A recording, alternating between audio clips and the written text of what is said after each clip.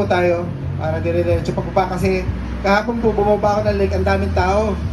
Kasi bakasyon, hindi ko rin po alam sa Sampaloc Lake. Pagkaikot po natin sa Sampaloc Lake,